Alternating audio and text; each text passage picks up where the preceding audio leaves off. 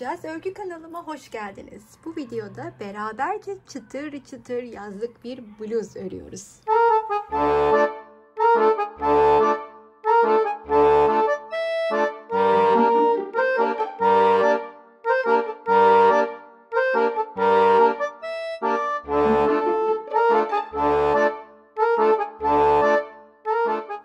Ben bu bluzu crop olarak hazırladım. Ancak sizler dilediğiniz uzunlukta örebilirsiniz.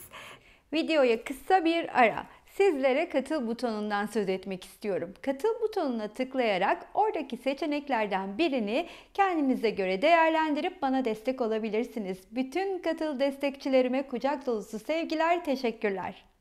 Rengim şöyle göstereyim ipimi. Simli ve pamuk ip karışımı diyebilirim. Gümüş bir simi var. Pamukta ip. Daha önceden bu iple de yazlık kazak örmüştüm. Kızıma da yazlık bluz örmüştüm. Belki hatırlayanlarınız olacaktır. İpim Sevgili Bil Hayal Hobi'den. Sizler de bu tarz iplere ulaşmak isterseniz kendileriyle iletişime geçebilirsiniz. Bu ipi bu bluzda 2.75 milim tığ ile örüyorum. Bluzumu 36 beden için hazırlıyorum. Video sırasında daha çok nasıl büyütebilirsiniz ya da daha küçük, daha kısa, daha uzun nasıl örebilirsiniz gibi bilgilere ulaşabileceksiniz. Çekim yaptığım masanın rengiyle çok uyumlu olmadığı için ben başka bir ip ve renkle çalışacağım modeli kurarken sizlerle, ama bazı kısımlarında mecburen bu renkle devam ediyor olacağım, ama önemli kısmını böyle geçmek istiyorum. Zira denedim ve içime sinmedi çok fazla aynı renkle bu önemli kısmı örmek. Şimdi minik minik motifler şeklinde alt kısmını şu şekilde kuruyoruz aslında. Bu böyle iki ayrı şerit. Önce bir şeridi örüp daha sonra ikinci şeridi örüyoruz. Bu alt kısımda bakın yanlardan da yırtmaç gibi bıraktım. Aslında istersek birleştirebiliriz ama ben özellikle öyle bıraktım. Bu ve bu alttakini 2, 4, 6, 8, 10, 12, 15 taneyi bir örüyorum. Diğer 15 örerken de bir üsttekiyle birleşerek ilerliyorum. İki parça halinde hazırlıyorum. Şöyle, yani bunun mesela 15'li bir parça olduğunu düşünseniz bir tarafı bir 15'li daha örüp crop'un yapımına başlıyorum. Şimdi hep beraber ilk olarak şu kısmın yapılışını görelim. Tekrar şöyle başlamak istiyorum. Şurada benim üçlü gördüğünüz kısım bluzumda 15 sıra. Hemen alttaki de 15 sıra. 2 tane o şeritten lazım. Bunu sanki öyleymiş gibi kabul edebilirsiniz yapımını aşama aşama gösterirken. Şimdi bana bir tane daha bundan lazım bluz formuna geçebilmem için. Şu kısmı nasıl örüyoruz? Şimdi ilk önce ilmeğimi çıkartıyorum. Ve 1, 2, 3, 4, 5 tane zincir çekip burada ilk çekmiş olduğum zincirin içinden batıp ilmeğimi çıkartıyorum. Aynı ilmeği tığdaki ilmekten de çıkartıyorum. Daha sonra 1, 2, 3 tane zincir çekiyorum. Yanına trabzanlar örmeye başlıyorum. Şimdi bakın. 1, 2, 3, 4 tane trabzan örüyorum. Ama bu çiçeğimdeki her bir yaprak 5 bacaktan oluşuyor olacak. Buradaki 5. bacağı şöyle örüyorum. 1, 2, 3 zincir çekiyorum. Hemen dibine gelip batıp ilmeği aynı zamanda tığdaki ilmekten de çıkartıyorum. Burayı bu şekilde tamamlıyorum. Daha sonra yeniden 1, 2, 3 tane zincir çekiyorum. Tığın üstüne ipimi alıyorum ve yanına 4 tane ikili trabzan örüyorum. Şimdi dördüncüsü de bakın zincirle yükseldim. Onunla birlikte 4 bacak oldu. Burada zincir çekip batmıyorum. Trabzan örüyorum. Çünkü neden? Hemen zincir çekerek örmeye devam edeceğim. Diğer iki yaprağı dönüşte öreceğim için. Şimdi buradaki çekeceğim zincir sayım ise 8. 1, 2, 3, 4, 5, 6, 7, 8. Alttan 4. zincirin içine batıp 1, 2, 3, 4. İlmeği çıkartıyorum. Tığdaki ilmekten de çıkartıp şurada minik bir halka oluşturdum. Ve burada 1, 2, 3 tane zincirim var. Her bir zincirin içinden ilmek kaydırıyorum. 1,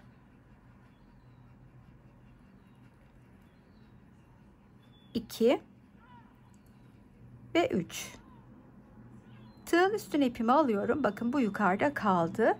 Buradaki halkamın, o minik oluşturduğum halkamın içine batıp bir ikili trabzan örüyorum. Yanına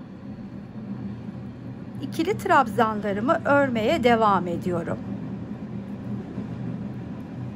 Şimdi bacağım, bu benim ilk bacağım olmuş oldu. Kaydırma yaptığım zincir. 1, 2, 3, 4 tane bacağım oldu. Buradaki 5. bacağımı yine 1, 2, 3 zincir çekerek yapıp batıyorum. Yine kaydırarak çıktım bakın.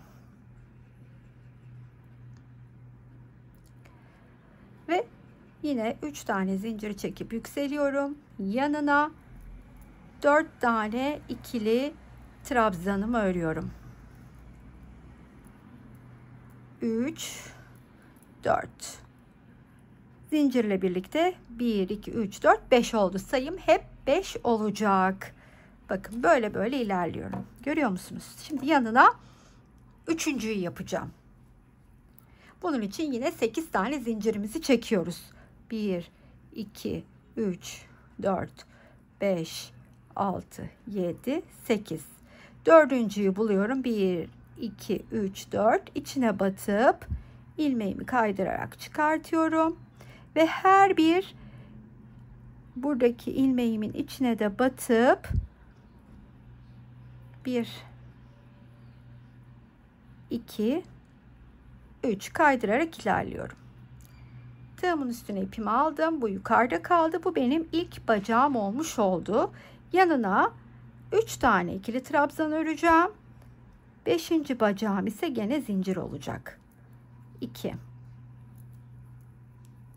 3, 4 ve zincirimi çekiyorum. 1, 2, 3 dibine battım.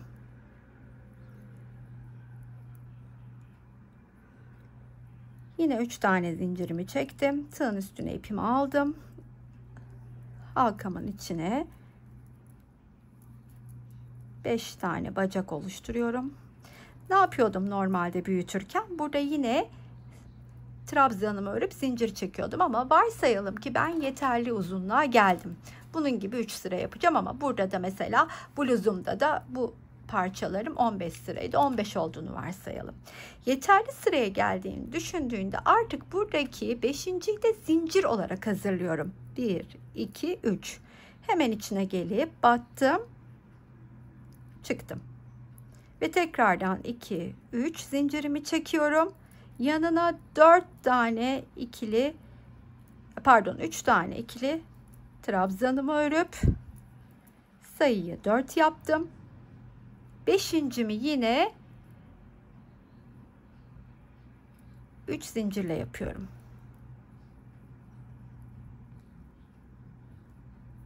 Tekrardan 1, 2, 3 zincir çektim. Yanına bu defa 4 tane ikili trabzanımı örüp sayıyı 5'e tamamlayacağım. Burada görmüş olduğunuz oluşturduğum şu minik çiçekte her bir yaprak 5 bacaklı oluşuyor. Kimisi zincir, kimisi trabzan ama 5 olacak sayımız. Bunu tamamlamış oldum. Şimdi hemen buradan buraya atlıyorum. Bunun içine geliyorum. Bunu tamamladığım için 4 tane ikili trabzanı örüp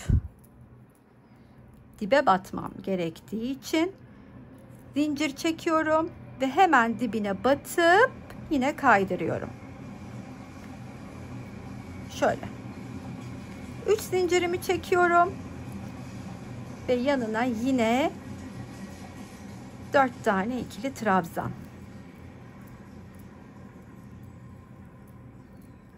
4 bacak oldu. Şimdi bu da benim 5. bacağım.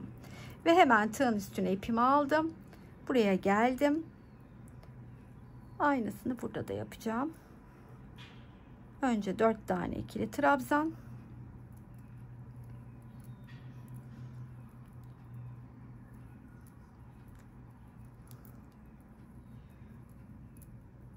Daha sonra zincir çekip dibe batmam gerekiyor. Yaprak oluşturabilmek için. Şimdi tekrardan zincirle yükseliyorum. Ve yanına 4 tane ikili trabzanı yaptığımı ilk şeridimi tamamlamış olacağım. 4 ve 5. Şöyle kitleyip keselim. İlkini oluşturdum bakın. Yani bunun ilki. Şimdi diğerini örerken aynı zamanda bununla da birleşeceğim. Buradaki gibi. Burada da ilk önce ilkini ördüm, sonra üstünü. Tabii 2 ayrı parça gibi düşünün. Mesela bu alttaki bitmiş, bu üstü örüyorum gibi düşünün. Minyatürde örüyoruz. Büyük parçada göstermem çok zor olacaktı. Şimdi bunu ne yapıyorum? Aslında ilk başlangıcı birebir aynı. Şu ilk 3 sıramızı aynı başlıyorum. Yine birlikte başlayalım. İlmeğimi çıkartıp nasıl başlıyorduk? 5 tane zincir çekiyordum. 1, 2, 3, 4, 5. Sonra gelip 5.'ye batıp kaydırmayla çıkıyordum. Ve 3 tane zincirimi çekeceğim. 1, 2, 3. Yanına da 3 tane ikili trabzan. Daha sonra 3 tane zincir, 2, 3 dibine batacağım.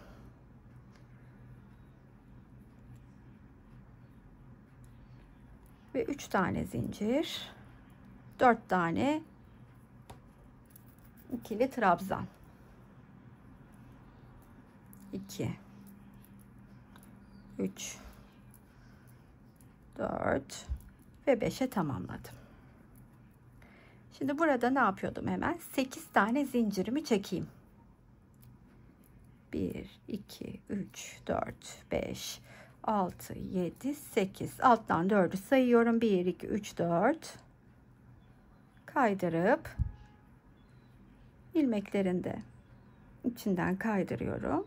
İlk bacağımı kaydırmayla oluşturuyorum burada. 2, 3. Tığın da üstüne ipimi aldım. Boşluğun içine battım. Ve yanına önce 3 tane ikili trabzan. Sayım 4 oldu. 1, 2, 3 dibine battım. İşte aynı burada gösterdiğim gibi şu ilk 3 sırayı oluşturuyorum. Şimdi bu ilk sırayı tamamladım. Artık burada dibine gelip batıyorum, biliyorsunuz dönüşe geçtiğim için. Yani 8 zincir çekip devamını örmüyorum. Üçlü grupta gösteriyorum. 4 zinciri çektim. Dibine battım. Yeniden 4 de zincir çekiyorum. Sonra yine yanına geliyorum. Pardon. Burada 3 zincirimizi çekeceğim. Yanına gelip hemen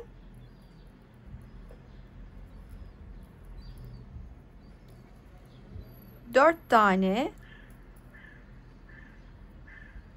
4'e tamamlıyorum bacağı. 3 tane ikili trabzan örüyorum. Ve 5.'yi örmeden evvel tığdan çıkıyorum. Buradaki örmüş olduğum hazır parçanın ilk yaprağının şu arasına batıp, bakın şuraya, şurada önümde yatıkken göstereyim, batacağım yer tam olarak şu nokta. Bu noktaya batıyorum. İlmeğimi içinden çıkarttıktan sonra 1, 2, 3 zincirimi çektim. Hemen buraya gelip dibine batıyorum, arasından çıkartıyorum. Sonra yeniden 1, 2, 3 zincir çekiyorum. Tığdan yine çıkıyorum. Bu defa batacağım nokta ise hemen burası. İlmeğimi çıkartıp karşılıklı bu mantıkla birleştirmeye devam edelim. Bakın. Şimdi buradan yine tığdan çıkıyorum. Burada yeniden 3 zincir çektikten sonra bu defa da bakın buradaki kısma batıp ilmeğimi çıkartıyorum. Şu kısma yani. 3 zincirimi burada çektikten sonra bu defa da buradaki kısmın şu ilk baştaki bacağa batıp ilmeğimi çıkartıyorum ve yanına 4 tane ikili trabzanımı örüyorum.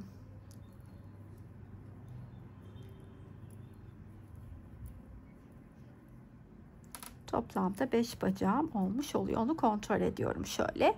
Bakın, iki noktasından birleştirmiş oldum. Şimdi buraya geldim hemen. Buraya geldiğimde batıp 4 tane ikili trabzanı örüyorum.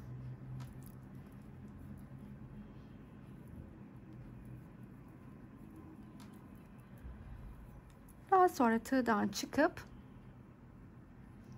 karşısındaki çiçeğin burada son kısmına batıyorum ve bu ilmeği içinden çıkartıp 3 tane zincirimi çekiyorum ve dibine batıyorum. Daha sonra yeniden 3 tane zincirimi çekiyorum. Tığdan çıkıyorum. Bu defa da buradaki kısma batıyorum.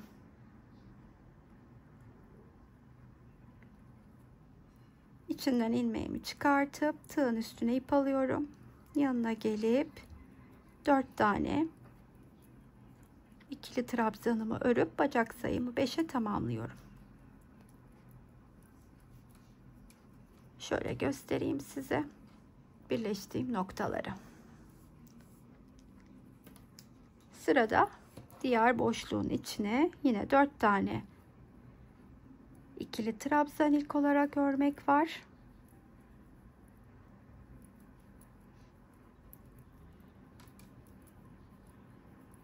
Daha sonra tığdan çıkıyorum.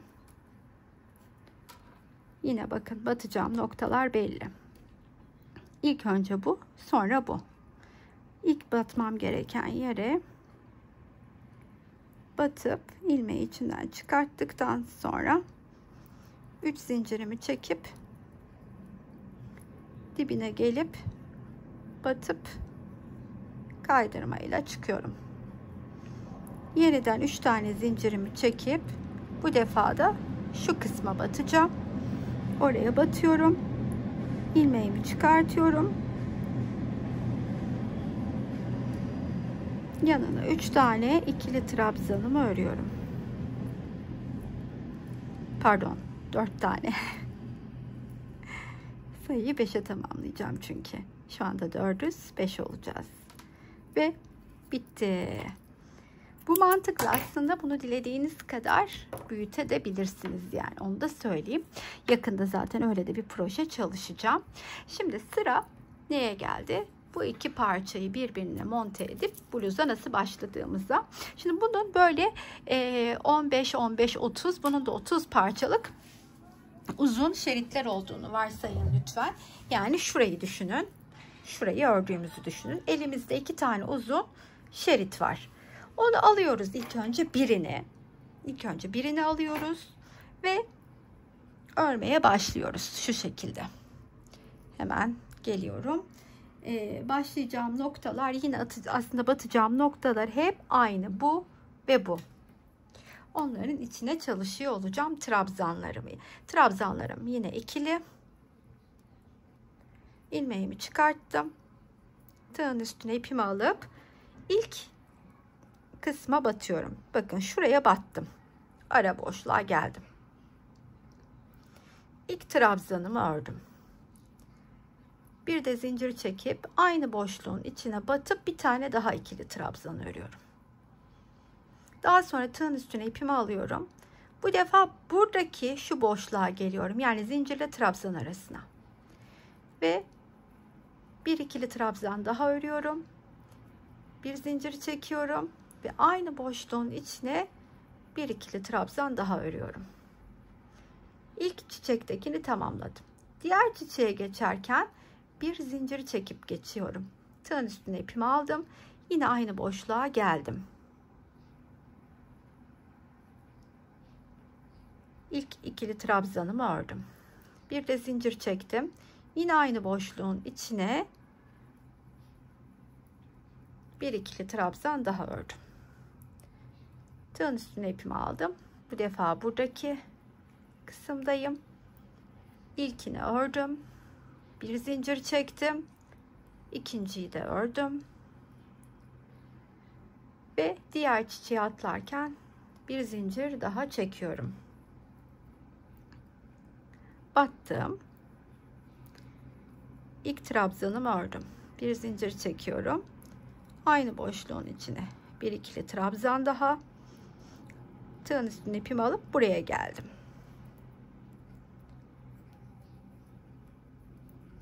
Bir zincir, aynı boşluğun içine bir tane daha. Şimdi bunun 15 tane de olduğunu varsaysak 15'ine de ördüm ve tamamladım. Ne yapıyorum? Diğer parçayı alıyorum. Hemen diğer çiçeğe geçerken ne yapıyordum? Bir zincir çekiyordum. Tığın üstüne ipimi alıyordum. Burada da aynısını yaptım. Ve battığım yer yine aynı. Şuradaki boşluk. Bir ikili trabzan, bir zincir, aynı boşluğun içine bir ikili trabzan. Tığın üstüne ipimi aldım. Buradaki boşluğa yine geldim.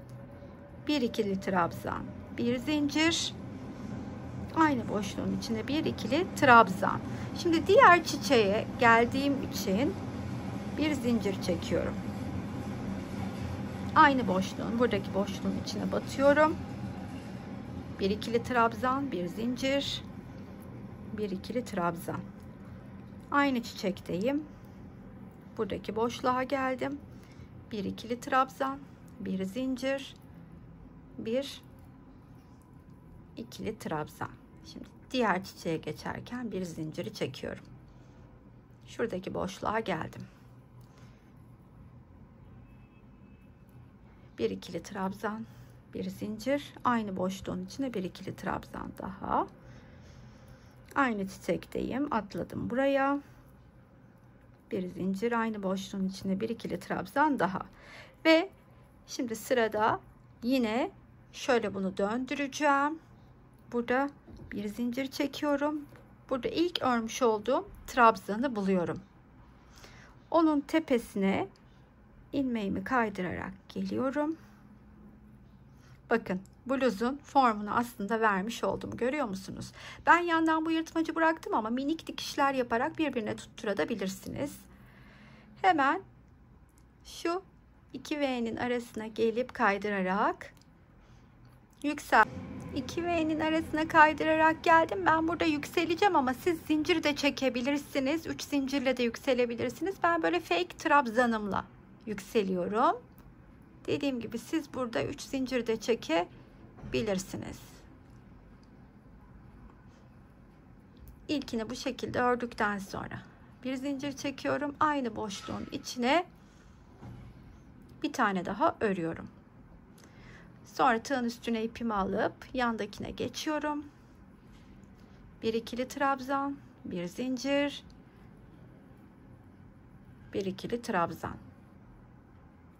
Yandaki çiçeğin üstünü örerken bir zincir geçip bu boşluğa geliyorum. Buraya geliyorum.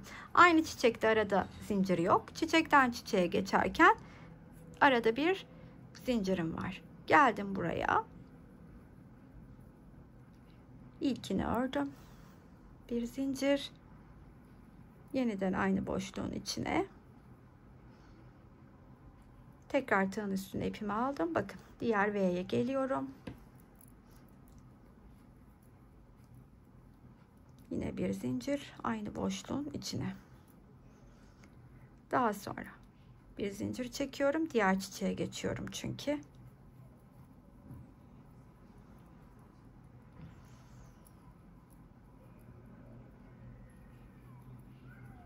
Arada hep bir zincirim var burada da. Şimdi çiçekten çiçeğe geçerken de bir zincir. Bakın tekrar buraya geldim. İşte bu mantıkla hep döneceğim. Kol altına kadar, askıları ayıracağım kısma kadar. Hep mantığım aynı. Bakın V'lerin içine tekrar batarken arada bir zincirimi unutmuşum. Diğerine geçiyorum. Şimdi diğer çiçeğe geçiyorum ya, bir zincir çekiyorum. Mantığımız hep bu. Şimdi büyük bluzda da göstereceğim size. Aynı çiçekteyim. Arada zincirim yok.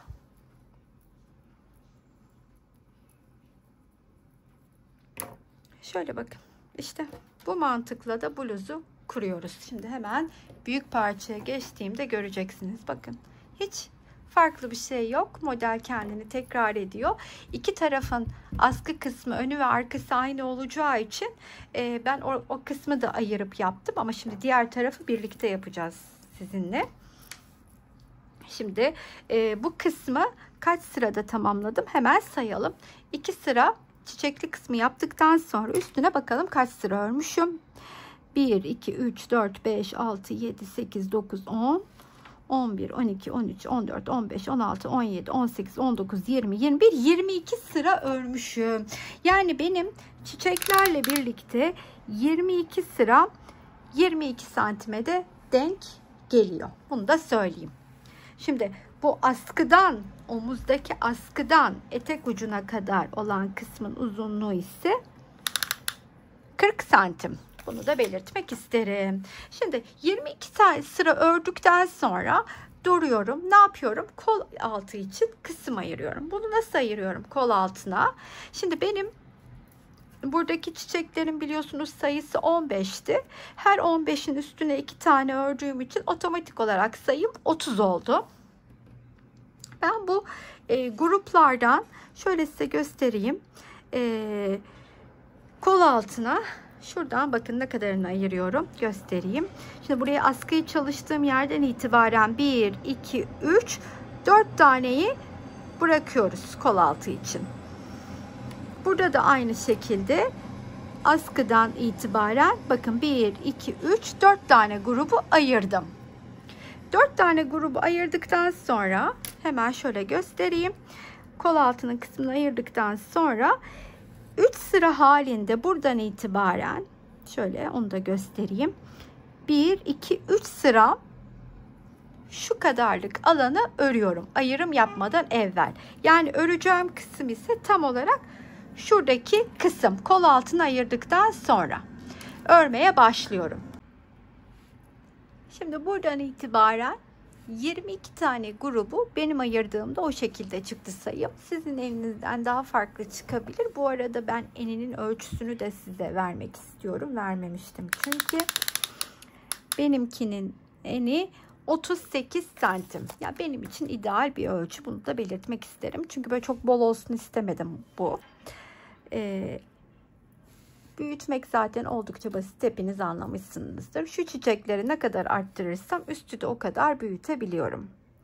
Şimdi tığın üstüne ipimi aldım. Geldim. Ayırdığım yerden itibaren bakın zaten yol belli değil mi? Çiçeklerin üstünü ördüklerimin arasında zincir yok. Çiçekten çiçeğe atlarken zincirim var. Aynı mantık hep devam ettiği için de şöyle yakından da baktığınızda ikili grupların ikili burada bir ikili burada yan yana yeri belli oluyor. Yani bunların arasında zincir yok. Burada zincirim var. Aynı mantıkla devam ettiriyorum. Askıyı ayırmadan evvel 3 sıra halinde öreceğim. Şöyle ilmeğimi çıkarttım. Tığımın üstüne de ipimi aldım. Bu boşluğa geldim. İlk trabzanımı örüyorum. Şu ipi de şöyle öne alayım. Bir de zincir çekiyorum. Tığın üstüne ipimi arkadan geleni yine gizlemek için de aldım. Arada da bir zincirimi çektim. İlk V'yi tamamlamış oldum. Arada zincir yok buraya geçerken. Aynı boşluğun içine örerken arada bir zincirim var. Şimdi çiçekten çiçeğe atlarken de arada bir zincirim var. Yani aslında şu kısım çiçekten çiçeğe atladığımız yerin devamı gibi oluyor yukarıya doğru ördüğümüzde. Arada bir zincir. Burada bakın yok. Bu mantıkla devam ederek öreceğim. Şimdi buradan geçişimde bir zincir var. Bir üstte de çıktığımda tersten örüyor olacağım. Oraya da birlikte çıkarız. Tersten öreriz. Hiçbir şey fark etmiyor zaten. Burada zincirim yok, bakın çektim. Hemen kontrol ettiğimde fark ettim. Son ayırdığım kısma kadar ördüm. Şimdi burada arkadan örmeye başlayacağım. Bütün olarak devam etmiyoruz artık, önü arkaya ayırdık. Dönerken de şöyle bir zincir çekip dönüyorum. Bakın arkasını. Ve hemen buradaki V'nin içine batıp ilmeğimin içinden çıkartıyorum. Siz burada yine 3 zincir de çekebilirsiniz. Ben yalancı trabzanımla devam ediyorum. Arada da bir zincirim var. Aynı boşluğun içine bir daha battım. Şimdi yandakine geliyorum. Bir zincir aynı boşluğun içine yeniden ve diğer gruba geçerken arada bir zincir. Tekrar buradaki V'nin içine bir trabzan, bir zincir, aynı boşluğa bir trabzan daha. Bu mantıkla bu sırayı tamamlayıp bir üste çıkıp bir sıra daha örüyorum. Yani bunu 3 sıraya tamamlayıp artık askılarımızı ayıracağız. 3 sıra halinde bu kısmı ördüm.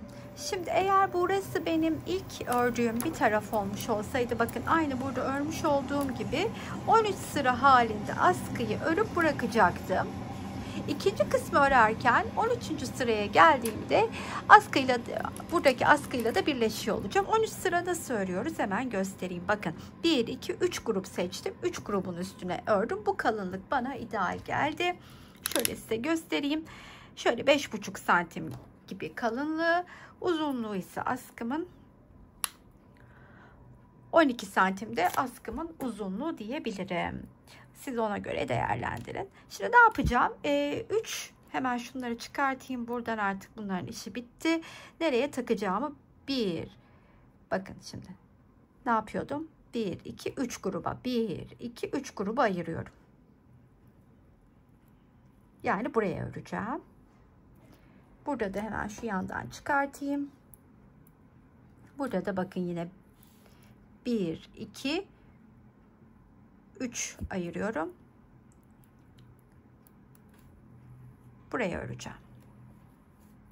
Aynı mantık, hiçbir farkı yok. Yine de birlikte başlayalım. İlmeğimi çıkartıyorum.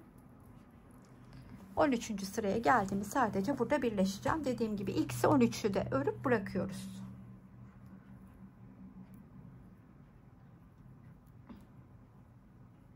İlmeğimi çıkarttım. Tığın üstüne ipimi aldım. Hemen ilk kısımdan başlıyorum. V'nin içine yine şöyle öne de alalım. Bir de zincir çekeyim. Sonra buradakine geliyorum. Bir zincir. Bu gruba gelirken arada da bir zincirim var.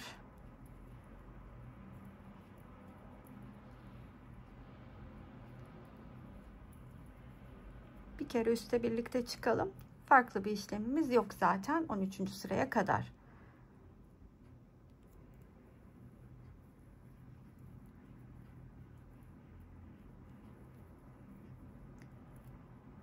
Bir, iki olduk.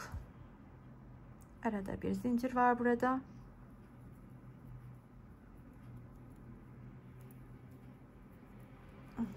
Buraya yeniden geldim. Ve ilk sırayı bu şekilde tamamlamış oldum. Şimdi burada bir zincir çekip döndürüyorum. İlk V'nin içine geliyorum. Yükseldim. Döndürdüm. Arasına battım. İlk bacağımı ördüm. Bir zincir ve aynı boşluğun içine. Yandakine atladım. Aynı V'nin içine tekrardan ve yandakine geçerken arada bir zincirim var. Şimdi bunu böyle 13 sıraya 13. sıraya kadar örüp geleyim. 12. sıraya kadar ilerledim. Bakın 1, 2, 3, 4, 5, 6, 7, 8, 9, 10, 11, 12. Şimdi 13'ü örerken şimdi hemen ilk trabzanımı fake olarak örüyorum ben. Dediğim gibi hep siz zincirle de yükselebilirsiniz. Ve tığımdan çıkıyorum. Artık çünkü arka ile birleşeceğim. İlk olsaydı bunu da örüp bırakacaktım. Şimdi arka ile birleşeceğim derken burada ilk örmüş olduğum trabzanı buluyorum. Onun tepesine batıp ilmeğimi içinden geçireceğim. Daha sonra burada bir zincir çekip aynı boşluğun içine ikinci trabzanı da örüyorum. Sonra yine tığımdan çıkıyorum. İkinci trabzanı buluyorum. Sonra tığın üstüne ipimi alıyorum. Buraya geliyorum. Bu V'nin içine ilkini örüp tığdan çıkıyorum. Karşısına tam ona denk geleni yine buluyorum. Bir zincir çekip geldim. Aynı boşluğun içine bir tane daha ördüm. Tığdan çıkıyorum. Bunun karşılığı olanı buluyorum. Ve bir zincir çekip yandaki kısma geçiyorum. Çünkü bu aradaki geçişlerde bir zincirim var. Yeniden trabzanımı ördüm. Karşısındaki trabzanı buldum. Bir zinciri de çekip boşluğa geldim. Tığdan çıktım. Karşısındaki trabzanı buldum. Ve bir zincir, pardon burada zincir yok. Hemen buradaki V'nin içine geliyorum. Tığdan çıkıyorum. Karşısındaki denk gelen trabzanı buluyorum. Bir zincir çekiyorum. Aynı boşluğun içine tığdan çıkıyorum. Karşısındaki trabzanı buldum. İlmeği içinden geçirdim. Buraya atlayacağım için bir zincirim var. İçine bir ikili trabzanımı örüp çıkıyorum. Karşısındaki denk gelen trabzanı buluyorum. Aynı boşluğun içine burada bir zincir çekip aynı boşluğun içine geldim. Tığdan çıktım. Karşısındakini buldum. Hemen buradaki V'nin içine son V'deyiz. Ve karşısında denk gelen trabzan, bir zincir, son trabzanı da örüp tığdan çıkıyorum. Son trabzanın içinden çıkarttıktan sonra kilitliyorum ve askıyı birleştirmiş olduk. Bakınız. İşte bu kadar. Şimdi burada ne yaptımsa aynısını burada da yaparak bu defa buradan elimin yönüne göre örmeye başlıyorum ve askıyla birleşip bluzu tamamlıyorum. En sevdiğimiz kısım finale geldik. 36, 38, 36 bedene daha ziyade diyeyim uygun askılı bluzum, crop bluzum tamamlandı. Bedeni büyütmek oldukça kolay. Alttaki benim 15 ile başladığım grupları 16-17 diye yükseltebileceğiniz gibi boyunu da dilediğiniz kadar sıra örerek uzatabilirsiniz. Ben bu bluz için toplamda 70 gram ip kullandım. Çok hafif, tiril tiril, tam yazlık bir bluz oldu. Umarım sizler için anlaşılır güzel bir video olmuştur. Her zaman olduğu gibi sevdinizse bir kalbinizi rica edeceğim. Hala abone değilseniz abone olmayı unutmazsanız beni mutlu edersiniz. Buraya kadar izleyen herkese çok teşekkür ediyorum. Sıradaki videolarda buluşmak üzere. Hoşça kalın arkadaşlar.